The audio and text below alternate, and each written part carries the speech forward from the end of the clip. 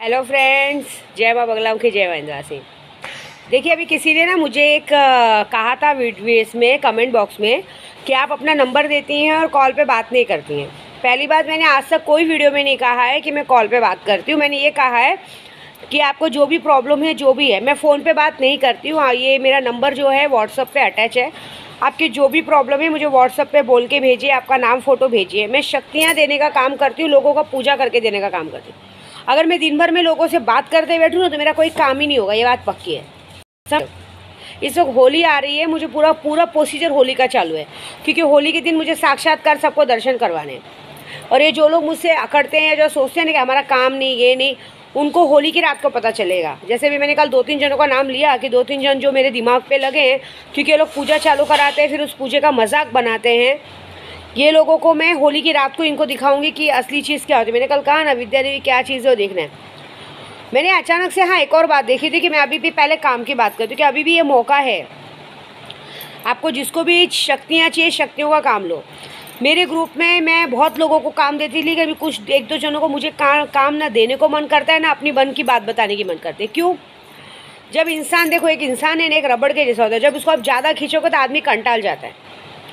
तो अभी ना मुझे किसी के पास आईनी अमलियत देखनी, ना मुझे किसी से कुछ काम कराना है, क्योंकि हम बोले फिर सामने लोगों को क्या फील होता है मालूम है कि ये हमारी गरजू बन गई है। जैसे कि अभी मैं प्रेग्नेंट हूँ, मैं बोलूँगी जरा ये काम तुम लोग कर दो, मैं अपने काम करती हूँ, लेकिन ये भूल जाते कि लास्ट टचअप मैं ही करती हूँ। मैं किसी के लिए बुरा नहीं बोलती, लेकिन मुझे काम देने की इच्छा ही नहीं है, क्योंकि सामने वाले के अंदर जब ये एटीट्यूड आ जाए कि हम करेंगे तो ही होगा, तो ऐसा तो कुछ नहीं। आज मेरी बाल भोग चढ़ाने वाली है, मैंने कहा ही था आज संडे के दिन वो बाल भोग चढ़ाएंगे, क्योंकि आज वीरवार का दिन हम लोगों का रहता है।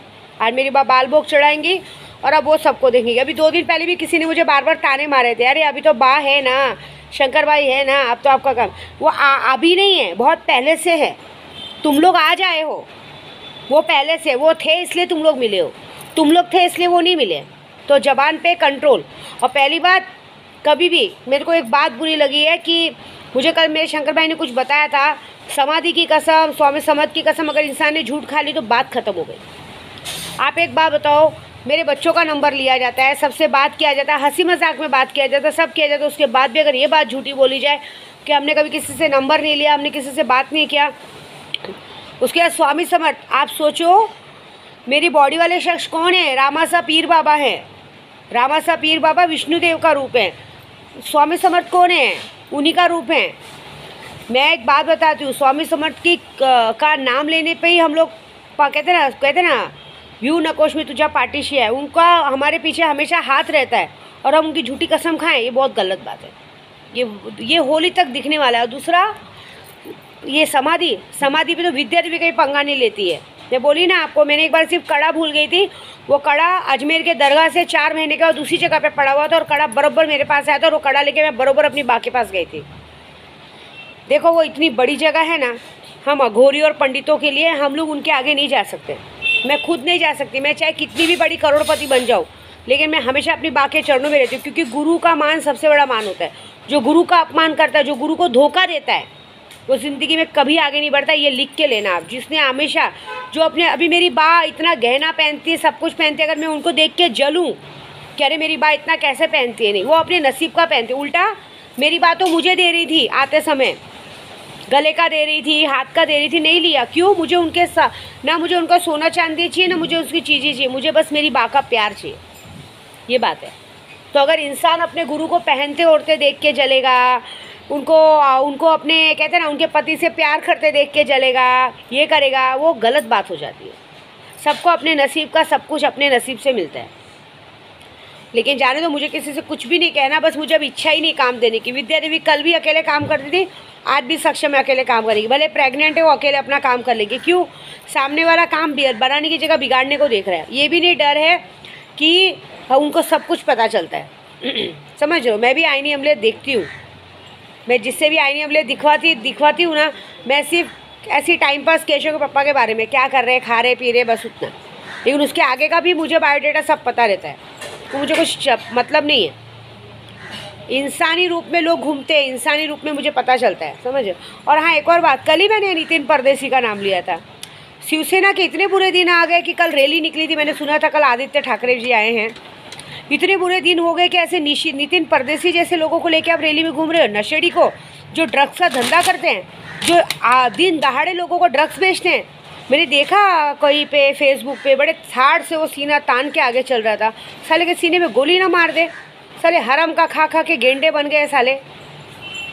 अब इतने बुरे दिन आ गए हमारे पार्टी लेवल के कि ऐसे गुंडों को, ऐसे नशेड़ी लोगों को, ऐसे चरसी लोगों को तुम लोग रैली में घुमाते हो। अरे तब तो सारा दुनिया बहुत जल्दी डूबेगी।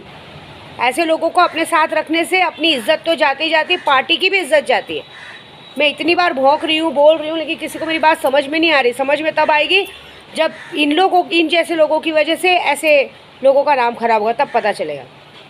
और जाने दो, मैंने तो कल प्रण खाया ही है कि ये बगलामुखी जयंती तक मैं इन लोग के फ़ोटो पे हार जरूर लगवाऊंगी, क्योंकि मुझे मेरी लड़ाई मेरी है और ये जानते हैं कि मैं इनसे किस बात की लड़ाई लड़ रही हूँ। अगर है हिम्मत तो आओ, मैं तो गोराई में रहती हूँ। हाँ, जाते तो हैं मेरे सामने से, आओ मेरे सामने लड़ो। मेरे को आता है उनको सबको बराबर करने। माया मैडम क्या बोलूँ माया मैडम मैं तुझे। मैं एक बात देखती हूँ, कल एक बात बताऊँ, मेरे को ना अपने हमेशा केशव के पापा पे बहुत गर्व होता है कि मेरे केशव का पापा एकदम शेर है, मेरे शेर। किसी के सामने डरते नहीं, किसी के सामने झुकते नहीं है। तो मेरे लिए तो बस उनका वेट है कि आएंगे, जब भी आएंगे तब आके मिलेंगे। लेकिन मैं माया मैडम के बारे में बोलूँगी।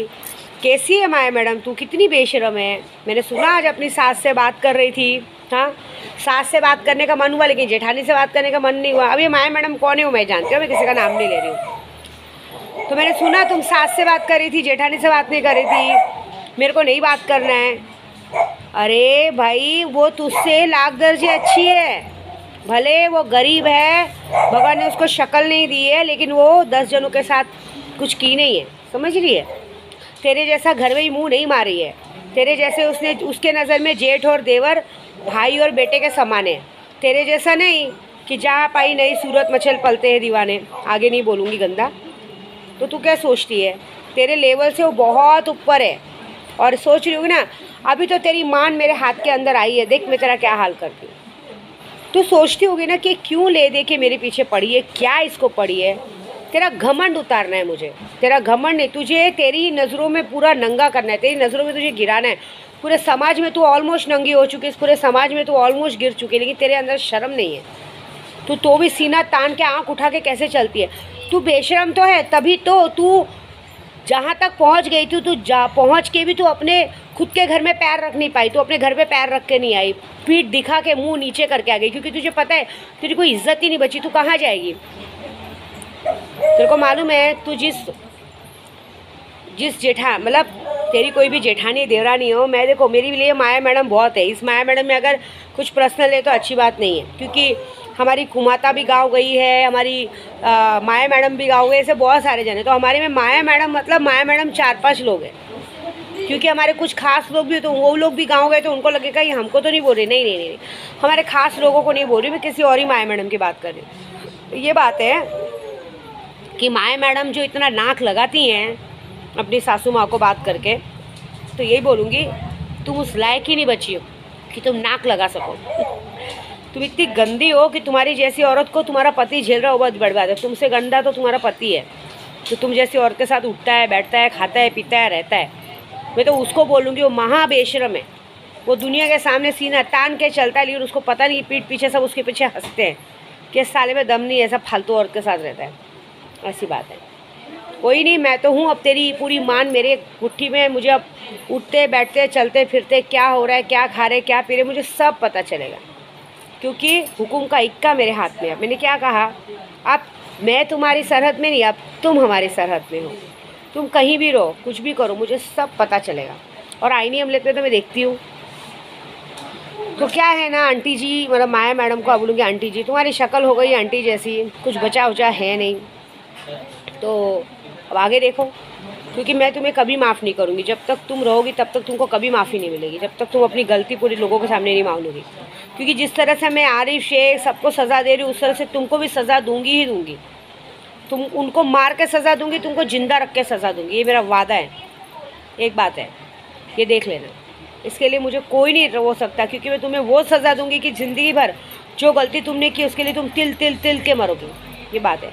और दूसरी बात, मैं गोराई में एक ही बात बोलूँगी, जिन लोगों का मैं नाम लेती हूँ एटलीस्ट थोड़ा तो समझो ये देश को बर्बाद कर रहे हैं। इसके लिए मैं झूठ बोलूँगी, मेरे बच्चे सबूत हैं, सब लोग सबूत हैं। ये लोग ने जो गलती हमारे साथ की है, शूटिंग के नाम पे लोगों को जो नशा दिया है, ये किया है, ऐसे लोगों को आप अपने साथ रखते हो। ये लोग ब्याज का धंधा घुमाते हैं, ब्याज पे पैसा घुमाते हैं, गोनी भर के पैसा रखते हैं। रखो पैसा, तुम्हारा सब कुछ फिनिश होने वाला है। देखो पक्का, अभी तुमको लगता है मैं फ़ोटो वोटो नहीं डालूँगी, मैं वो काम करूँगी कि तुम्हारी फ़ोटो के बैनर्स लगेंगे सब जगह गोराई में। तुम्हारे किए की सज़ा ही तुमको मिलेगी। तुमने जैसा किया है ना, बस हम भगवान के सामने एक ही दुआ करेंगे कि इसको गंदी मौत मिले, गंदी से गंदी मौत मिले। भगवान करे तुमको ट्रक उड़ा दे, तुमको कोई गंदी कोरोना वरोना बीमारी हो जाए, गंदी से गंदी बीमारी हो जाए, या तुम्हारा ही कोई दोस्त दुश्मन तुमको गिरा के मार डाले। ऐसा कुछ ना कुछ तुम्हारे साथ होगा, मई के पहले होगा, ये वादा है मेरा, देख लेना। और नहीं हुआ ना तो तुम्हारा जूता मेरा सर। जय माता दी।